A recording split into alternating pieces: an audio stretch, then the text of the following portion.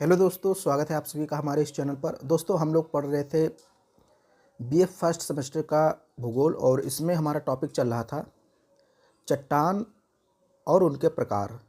ये तीसरी यूनिट में आपको पढ़ा रहा था, हालांकि दूसरी यूनिट भी साथ ही में पढ़ा रहा हूँ। तो इसमें हम लोगों ने अभी तक बात किया था कि आग्नेय चट्टान क्या है, उसका निर्माण कैसे होता है। मैंने चट्टानों के प्रकारों के बारे में भी बताया था। और आज हम लोग बात करेंगे अवसादी चट्टानों की और रूपांतरित चट्टानों की, क्योंकि आग्नेय चट्टान या आग्नेय शैल मैंने पूरा का पूरा पढ़ा दिया है। अवसादी चट्टानें या इनको इंग्लिश में बोलते हैं सेडिमेंट्री रॉक्स। प्रकृति में चट्टानें विभिन्न मौसमी दशाओं से गुजरती हैं तथा अपक्षय या ऋतु क्षरण के अधीन ये टुकड़ों में टूटती हैं तथा चूड़ में परिवर्तित हो जाती हैं। इस शैल चूड़ को अवसाद कहते हैं। इतना समझ लीजिए। जैसे मैंने बताया था कि जो अवसादी चट्टानें हैं या रूपांतरित चट्टानें हैं, ये कहीं ना कहीं आग्नेय शैलों का ही बदला हुआ रूप होती हैं। आग्नेय चट्टानों से ही ये सारी चट्टानें बनती हैं। तो जैसे आग्नेय चट्टान है, जब उसमें टूटना फूटना होता है, उसका अपक्षय और अपर्दन होता है। अपक्षय का मतलब टूट जाना, यानी चट्टान का अपने ही स्थान पर टूट जाना, बिखर जाना अपक्षय कहलाता है। और अपर्दन का मतलब एक स्थान से दूसरे स्थान पर बह जाना। तो वही चीज़ यहाँ पे लिखा गया है कि जब प्रकृति में चट्टानें विभिन्न मौसमिक दशाओं से गुजरती हैं, यानी ठंडी, गर्मी, वर्षा, ये कई प्रकार की दशाएं आती हैं, तो इसके परिणाम स्वरूप चट्टानों में दरार आती है, उसमें टूटन फूटन होता है, एक प्रकार से टूटती फूटती हैं और चूड़ में परिवर्तित हो जाती है। तो इस चूरे को एक प्रकार से अवसाद कहते हैं। ये अवसाद बहते जल तथा पवन आदि के द्वारा परिवहित और निक्षेपित किए जाते हैं। परतों में निक्षेपित शैल चूड़ सघनीकरण के कारण कठोर चट्टान में बदल जाते हैं। यानी कि ये जो चूरा है, जब ये अपर्दित किया जाता है, एक स्थान से दूसरे स्थान पर ले जाया जाता है, किसके द्वारा? पवन के द्वारा, जल द्वारा। एक से दूसरे स्थान पर ले गया और एक जगह जम गया इसे, फिर उसके ऊपर कुछ और चूड़ आ गया, यानी कि एक के बाद एक ढेर आता जाता है और जमता चला जाता है। इसी को हम लोग बोलते हैं सघनीकरण। तो इस कारण क्या होता है, कठोर चट्टानों में ये बदल जाते हैं और इन्हें अवसादी चट्टान कहते हैं, क्योंकि ये अवसादों से निर्मित हुए हैं। अवसादों के चट्टान में बदलने की क्रिया शिलीभवन कहलाती है। तो अवसादी चट्टानें क्या होती हैं, आपको समझ में आ गया होगा। नहीं समझ में आया तो इसको एक बार फिर से पढ़िए। अवसादी चट्टानों के प्रकारों की बात करें तो मैंने आपको बताया था 3 प्रकार की होती हैं। सबसे पहले इसमें यांत्रिक अवसादी चट्टानें। अपक्षय की यांत्रिक क्रिया के फलस्वरूप चट्टानें छोटे बड़े टुकड़ों में टूटती हैं और अपर्दन के विभिन्न कारकों जैसे पवन, जल, हिमनद आदि के द्वारा इन टुकड़ों का परिवहन किया जाता है। जब इन पदार्थों का जमाव नदी, झील अथवा सागर में होता है तो इन पदार्थों की एक के बाद एक परत बनती जाती है और चट्टान का निर्माण होता है। इन चट्टानों को ही यांत्रिक अवसादी चट्टानें कहा जाता है। अब यहाँ उदाहरण भी दिया है, जैसे बलुआ पत्थर, चूना पत्थर, ब्रेसिया, कांग्लोमरेट, टिलाइट, ये सब यांत्रिक अवसादी चट्टानें हैं।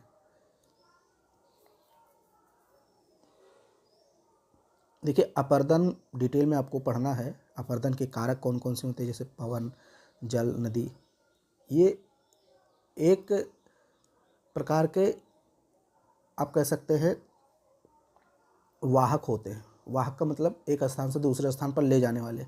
जैसे जो चट्टान के छोटे छोटे टुकड़े हैं, ये पवन के साथ उड़कर एक जगह से दूसरे स्थान पर चले जाते हैं। हिमनद का मतलब जो हिमालय पे बर्फ़ की नदियाँ पाई जाती हैं, उनसे भी सरकते हुए एक स्थान से दूसरे स्थान पर चले जाते हैं। और जल में यानी नदियों के माध्यम से भी ये पदार्थ एक स्थान से दूसरे स्थान तक जाते हैं। तो इन्हीं को अपर्दन के कारक बोला गया है। ये सब डिटेल में हम लोग को पढ़ना है। और फिर ये बह करके कहाँ चले जाते हैं, किसी नदी में, झील में या सागर में चले जाते हैं और वहाँ इकट्ठा होते रहते हैं और धीरे धीरे कठोर होकर चट्टान का रूप धारण कर लेते हैं। तो ये यांत्रिक अवसादी चट्टानें हैं।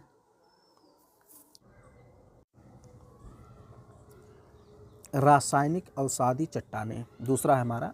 ये बहुत ही आसान है। जैसे नाम ही है इसका रासायनिक, तो इसमें किसी रसायन की कोई आवश्यकता होगी। जैसे मान लीजिए कोई बहता हुआ जल है, पहले समझ लीजिए, कोई बहता हुआ जल है जिसमें कोई रासायनिक पदार्थ मिला हुआ है, कोई बहता हुआ जल जिसमें कोई रासायनिक पदार्थ मिला हुआ है। जब वो जल किसी चट्टान के संपर्क में आता है तो उन चट्टानों को तोड़ फोड़ देता है रासायनिक पदार्थों से। जैसे बहुत सारे रसायन होते हैं जो चट्टानों को गला देते हैं, तो ऐसे जब वो जल संपर्क में आता है किसी चट्टान के, तो चट्टानों को तोड़ फोड़ देता है, चूड़ में कन्वर्ट कर देता है, बदल देता है। फिर वो जल जो है वाष्प बन के उड़ जाता है या बह जाता है, और चूड़ यानी कि जो चूरा है वो वहीं का वहीं जमा रह जाता है, और यही प्रक्रिया बार बार चलती रहती है, और जल उड़ जाता है, बह जाता है, और चूड़ जो है वो जमा होता चला जाता है और धीरे धीरे एक चट्टान का निर्माण कर देता है, जिसे हम लोग परतदार रासायनिक चट्टान कहते हैं। अब इसको देखते हैं।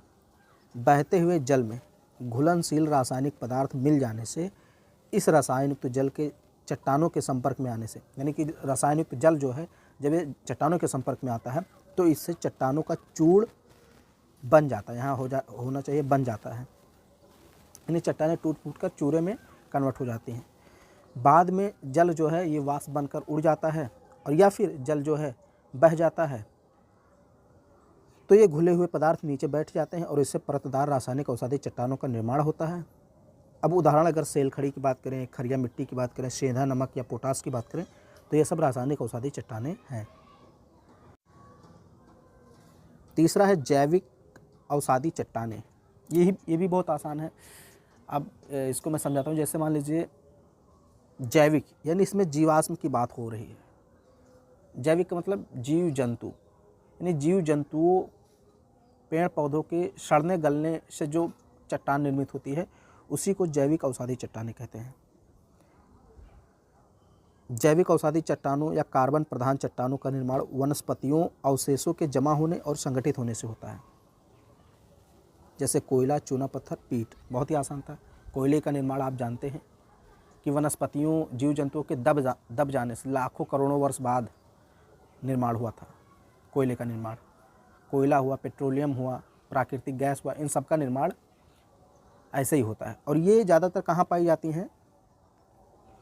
आप कह सकते हैं कि समुद्र के नीचे, महासागरों के नीचे। आपने देखा होगा जितने भी पेट्रोलियम गैस है, पेट्रोल डीजल हैं, कोयला है, ये सब ज़्यादातर, कोयला को अगर छोड़ दें तो ज़्यादातर जितनी भी चीज़ें हैं, चाहे पेट्रोलियम हो, प्राकृतिक गैस हो, डीजल हो, ये सब कहीं ना कहीं समुद्रों के नीचे से ही निकाले जाते हैं। तो ये जो औषधि चट्टानें हैं ये समुद्र के नीचे ही ज़्यादातर पाई जाती हैं। अब इनकी विशेषताएं देख लेते हैं। औषधि चट्टानों की, ये भूपृष्ठ के 75% भाग पर पाई जाती है। यानी सबसे ज़्यादा पृथ्वी पर कौन सी चट्टानें पाई जाती हैं? औषधि चट्टानें। इसमें जीवाश्म पाए जाते हैं, मैंने बताया था। ये पेड़ पौधों, जीव जंतुओं के सड़ गल जाने से और उनके दबने से लाखों करोड़ों वर्ष बाद निर्मित होते हैं। इनमें क्रिस्टल का अभाव पाया जाता है, मतलब इसमें रवे नहीं पाए जाते हैं, बल्कि इसमें परत पाई जाती है, यानी एक के ऊपर एक जमे हो जाते हैं। मैंने आपको बताया था अभी। इनके निर्माण की सर्वाधिक उपयुक्त परिस्थितियां जलीय तंत्र की तली में पाई जाती हैं। जलीय तंत्र की तली यानी सागरों और महासागरों के तली में, इसलिए इनको तलछटी चट्टानें कहते हैं। इन्हीं चट्टानों से कोयला और पेट्रोलियम प्राप्त होता है। तो औषधि चट्टानें क्या आपको समझ में आ गया होगा। फिर है तीसरा जो है, यानी कि हमने पढ़ा पहले वीडियो में आग्नेय चट्टान, अब मैंने औषधि भी पढ़ा दिया, उसके टाइप्स भी पढ़ा दिए। अब हमारा है कायांतरित या रूपांतरित चट्टानें, इसको मेटाफोरिक रॉक्स भी कहते हैं इंग्लिश में। तो अब इसमें ये कैसे होता है? जब कोई चट्टान ताप एवं दाब की विशिष्ट परिस्थितियों से गुजरती है तब उसके मौलिक गुणों में आंशिक या पूर्ण परिवर्तन हो जाता है। इस प्रक्रिया में प्राप्त चट्टान रूपांतरित चट्टान कहलाती है। अब इसको समझ लीजिए, इसका निर्माण कैसे होता है। मान लीजिए कोई औषधि चट्टान है या कोई आग्नेय चट्टान है, उसमें परिवर्तन हो जाता है। कैसे? ताप और दाब से। ताप, जैसे ताप अगर ज़्यादा है तो किसी किसी चट्टान का आप देखते हैं रंग उड़ जाता है, रंग में उनके थोड़ा सा परिवर्तन आ जाता है या थोड़ा कमज़ोर हो जाती हैं। मान लीजिए कोई चट्टान है, उसमें बरसात के समय में उन चट्टानों की दरारों के बीच पानी बरस गया। समझिए, कोई चट्टान है और बरसात हुआ तो पानी उनकी दरारों में भर गया, फिर ठंडी हुई, मौसम बदला, ठंडी हुई, तो ठंडी में वो पानी जो है वो बर्फ़ बन जाएगा, ठोस हो जाएगा और उन चट्टानों को तोड़ने फोड़ने का काम करेगा। यानी कि ताप और दाब से चट्टानों का परिवर्तित हो जाना ही रूपांतरित कहलाता है। बहुत ही आसान है।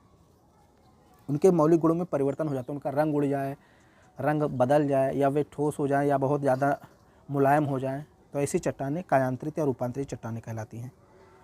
कभी कभी रूपांतरित चट्टानों पर खनिजों के कण पतली रेखाओं के रूप में प्रदर्शित किए जाते हैं, इसे पतन या रेखांकन कहते हैं।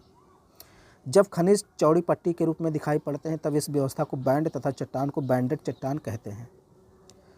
अब इनके भी प्रकार हैं, कायांतरित या रूपांतरित चट्टानों के प्रकार, जैसे दबाव के अधीन रूपांतरण।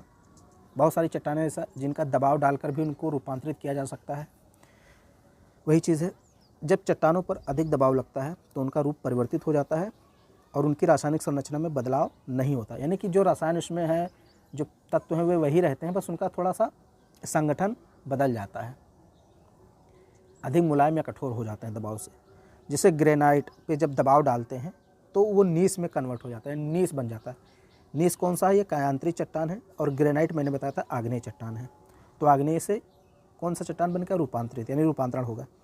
मिट्टी व सेल से शिष्ट बन जाता है। शिष्ट क्या है? रूपांतरित चट्टान है। तो ये दबाव के कारण बदलते हैं।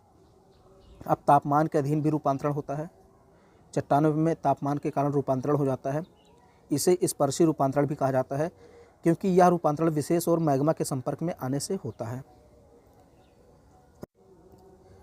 क्षेत्रीय रूपांतरण, ताप और दाब के अधीन एक बड़े क्षेत्र की चट्टानें रूपांतरित हो जाती हैं, तो इसे क्षेत्रीय रूपांतरण कहते हैं।